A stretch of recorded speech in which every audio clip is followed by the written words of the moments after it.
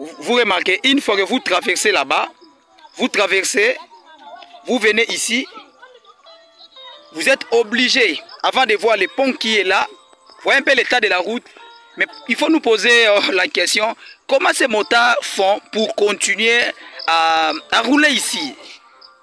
Il fallait même avoir des excuses, dire que l'état de la route n'est plus bon, je ne peux plus rouler. Là, vous voyez, parce qu'il n'a pas plu aujourd'hui. Hein. S'il pleuvait seulement maintenant, là, ici, il y aura une grande rivière, il y aura un fleuve. Vous voyez, donc c'est très difficile, tout est tellement difficile, mais...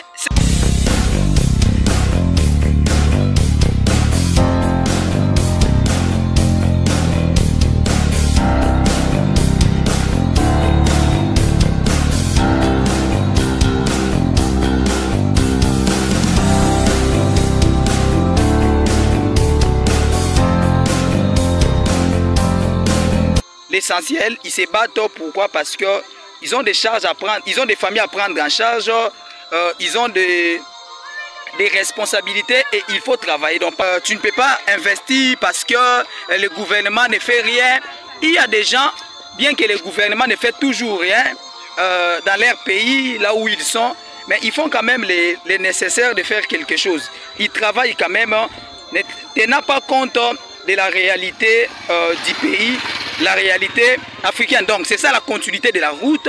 Cette route va jusqu'à la cité dont je venais de dire tout récemment, la cité de Dima. Donc c'est à 12 km de la ville de Bandundu.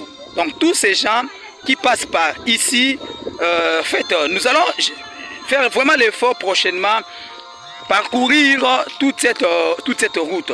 Donc nous allons faire vraiment l'essentiel de parcourir toute cette route, une journée, vous présenter dans quel état elle se trouve et comment les entrepreneurs font pour avancer dans leur business malgré tous ces défis, malgré déjà l'état de la route est un grand défi.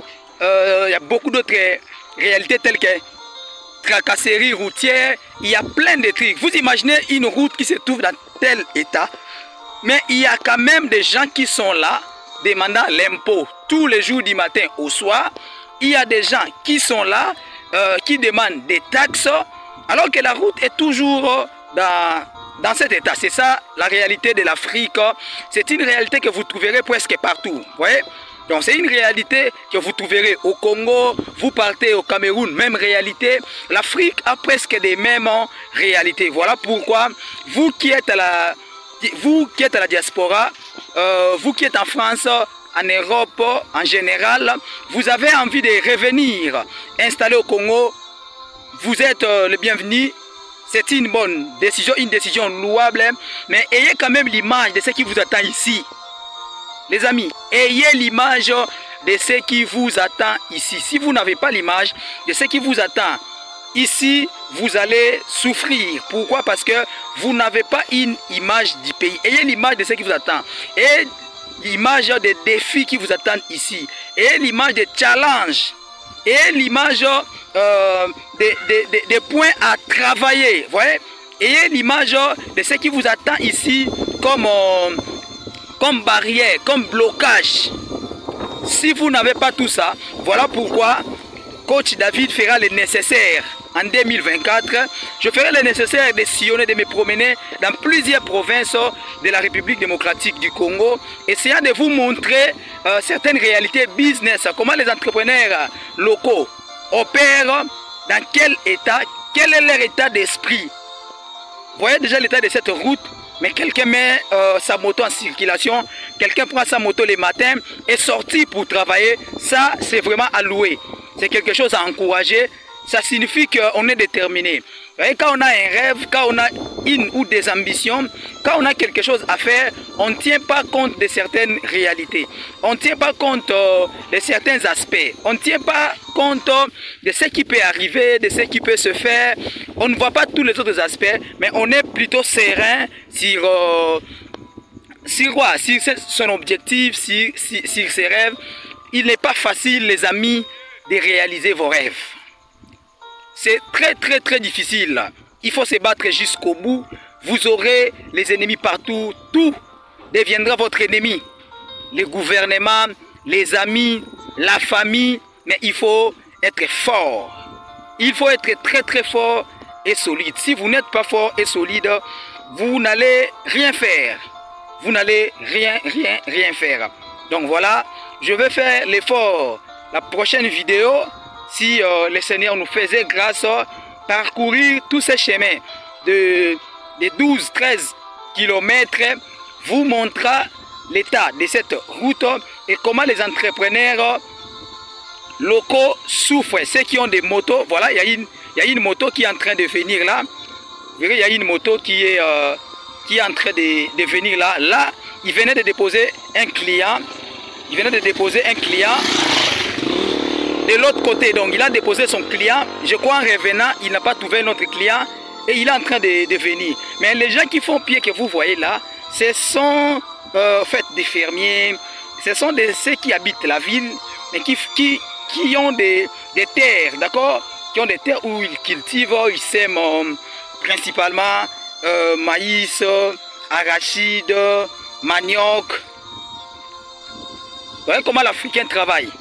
L'Africain travaille dire. L'Africain travaille dire, les amis.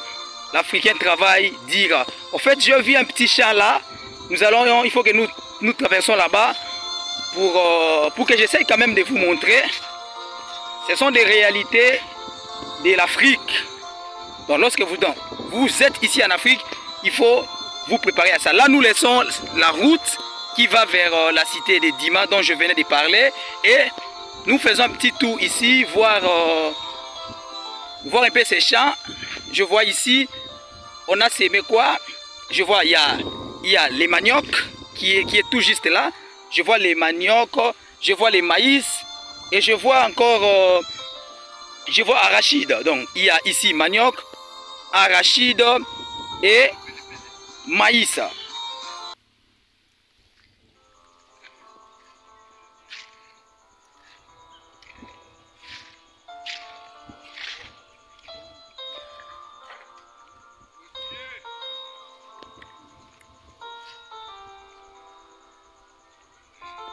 Là, vous voyez quand même les poteaux, les poteaux de la SNEL. Donc, en fait, ce sont des fils du courant d'électricité qui quittent les centres-villes pour la cité de Dima. En fait, ce n'est pas vraiment pour la cité de Dima, mais plutôt, bon, j'appelle ça cité pour, comme je l'ai dit, pour juste appeler. Mais en fait, c'est un quartier de la ville, mais qui est au moins à un écart de 12-13 km de la ville.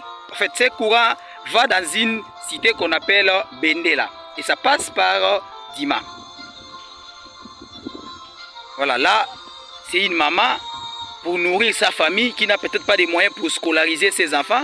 Elle prend la résolution de s'aimer maïs, arachide, manioc. C'est comme ça que la femme africaine vit. C'est comme ça que la femme africaine prend soin de sa maison. C'est comme ça que la femme africaine élève ses enfants. Elle n'a rien à faire. Tout ce qu'elle sait faire, c'est venir cultiver les champs. Cultiver, et il y a des mamans ici au pays qui prennent même leurs enfants en charge. Au niveau de l'université, les amis. L'université, juste avec de tels champs.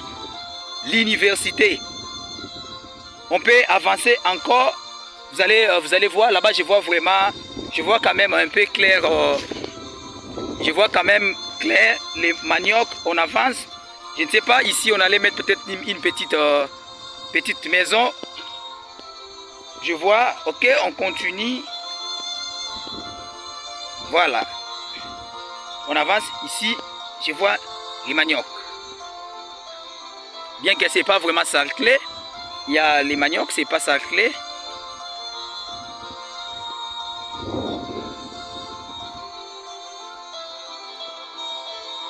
Vous voyez l'Afrique, c'est ça l'Afrique.